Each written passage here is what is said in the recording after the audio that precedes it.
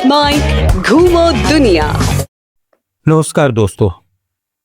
शायर लालचंद फलक का एक मशहूर शेर है, दिल से निकलेगी न मरकर भी वतन की उल्फत, मेरी मिट्टी से भी खुशबुए वफा आएगी। तो आज बात इसी खुशबुए वफा की, जिसका गुलशन है हमारा निहायत खूबसूरत राज्य सिक्किम। तो इससे पहले कि सिलसिला आगे बढ़े, लेट्स माइक की नए दर्शकों से गुजारिश कि हमारा ऐप डाउनलोड करिए और चैनल सब्सक्राइब कर हमें प्रोत्साहित करिए ताकि हमारे कार्यक्रम आप तक निर्बाध पहुंचते रहें। तो आइए चलते हैं बाबा हरभजन सिंह मंदिर की ओर। भारतीय सैनिकों के अदम्य साहस का लोहा आज सारी दुनिया मानती है, लेकिन क्या आप ऐसी वीर गाथा पर यकीन कर सकते हैं कि मृत्यु के बाद भी किसी सैनिक ने नौकरी नहीं छोड़ी और देश के लिए सीमा पर लगातार चौकसी कर रहा है? जी हां, सिक्किम की राजधानी गंगटोक से और ऊपर जेलेप दर्रे और नाथुला दर्रे के बीच करीब 13,200 फुट की ऊंचाई पर बना है महान सैनिक बाबा हरभजन सिंह का मंदिर। एक ऐसी पुण्य स्थली जहां केवल भारतीय सेना ही नहीं बल्कि चीनी सेना भी शीश नवाती है।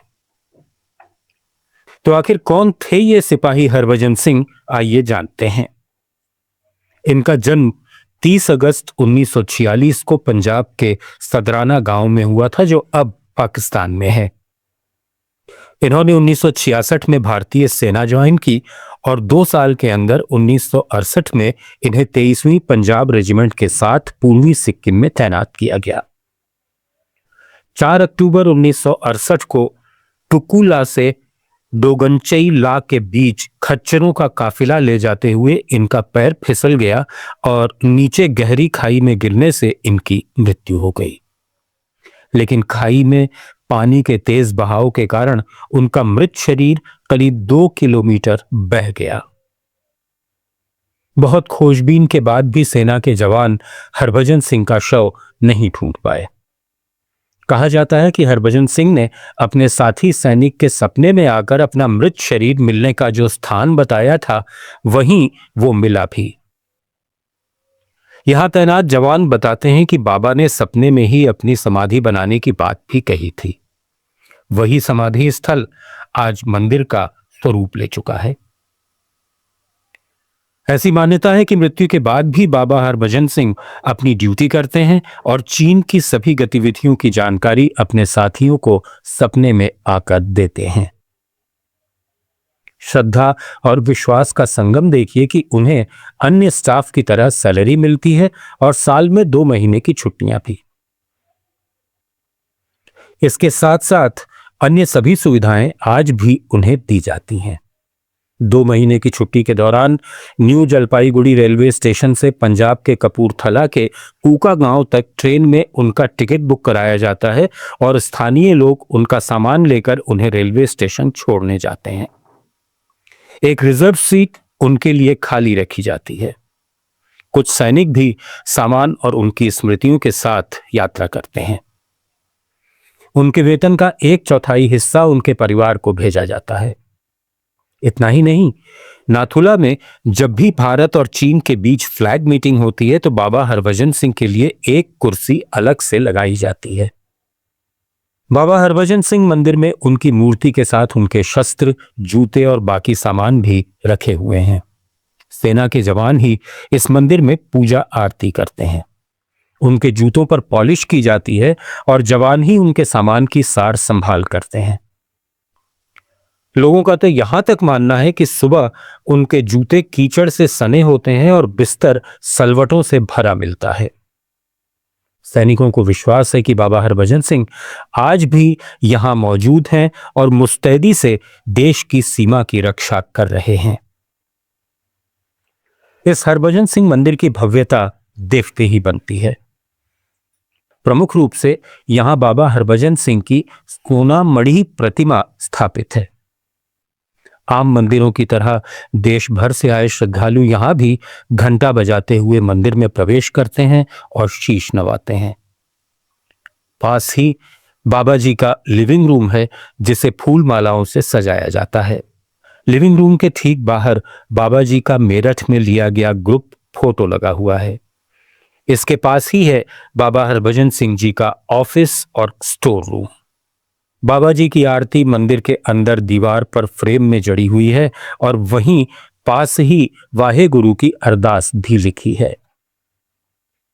मंदिर के भीतर दाहिनी तरफ ड्यूटी पर तैनात सैनिक आने वाले प्रत्येक आगंतुक को कड़ाह यानी हलवे का प्रसाद वितरित करते हैं।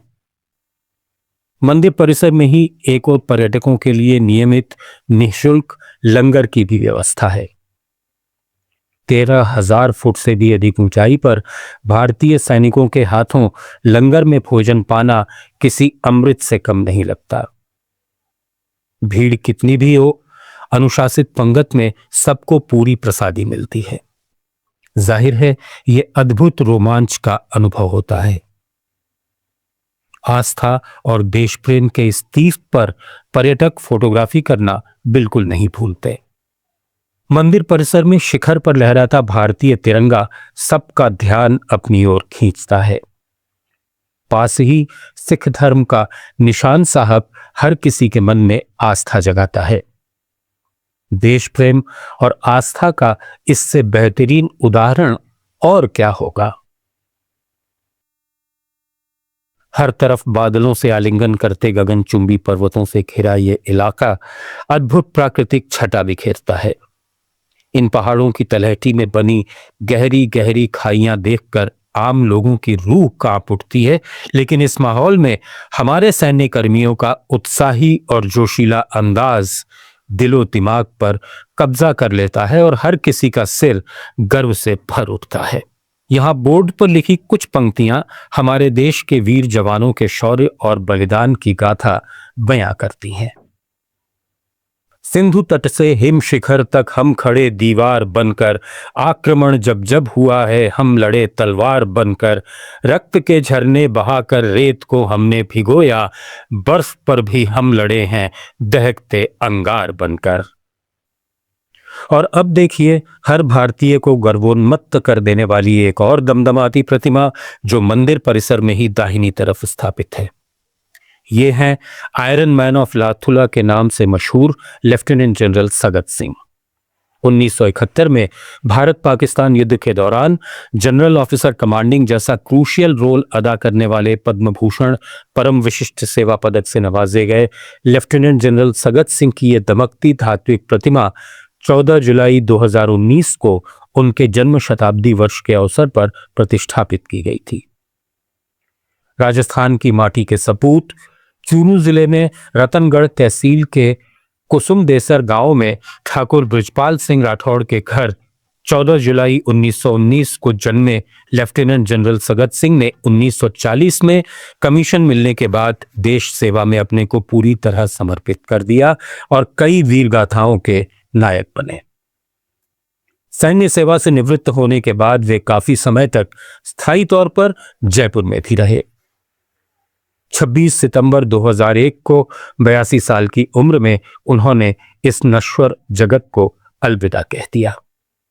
यदि ये कार्यक्रम आपको पसंद आया हो तो इसे और लोगों तक जरूर पहुंचाएं ताकि हमारी वीर गाथाओं से अधिक लोग रूबरू हो सकें। फिलहाल के लिए इतना ही। जुड़े रहिए लेट्स माइक के साथ। नमस्कार। आप सुन रहे थे let's mike more than radio. Follow कीजिए हमें हमारे सोशल मीडिया प्लेटफॉर्म्स पर। It's time for news. It's time for more than radio. Presenting the first radio news app, Let's Mike. Let's Mike, a news-based app on your phone where you get to watch and listen news, talk shows, interviews, radio show podcasts. On Let's Mike, you get all relevant information of TV, print, radio, podcast, and digital. Let's Mike talks about every segment of life.